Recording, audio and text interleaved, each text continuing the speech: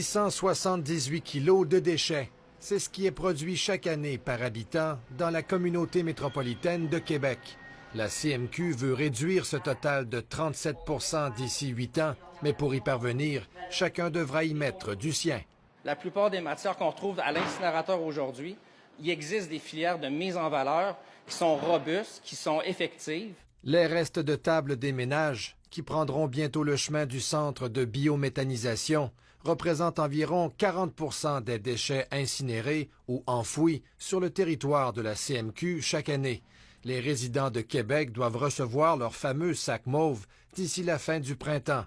La distribution s'étendra ensuite au MRC de la Côte-de-Beaupré, de l'île d'Orléans et de la Jacques-Cartier. Déjà, on a un impact là du côté résidentiel important, mais c'est sûr que nos secteurs là, commercial, institutionnel, industriel devront aussi là, embarquer avec nous là-dedans.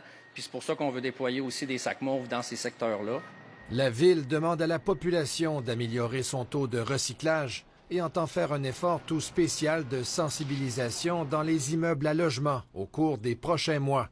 Plusieurs propriétaires se feraient encore tirer l'oreille afin d'offrir une option de recyclage à leurs locataires. Il y a encore malheureusement des gens qui pensent que ça vaut pas la peine de faire du recyclage et que c'est juste pour bien paraître, ce qui n'est pas le cas. Car la performance du Centre de tri de Québec demeure parmi les meilleures en province. Chaque année, environ 93 % des matières récoltées sont valorisées. La Ville constate cependant que le secteur commercial et industriel néglige de recycler et jette notamment à la poubelle de nombreux emballages de carton. Aujourd'hui, au Québec, en 2022, il n'y a pas de raison qu'on brûle du carton. Il n'y en a pas de raison. Entre 20 et 25 camions acheminent chaque jour les déchets des résidents de Québec à l'incinérateur municipal dans le secteur Mézeray.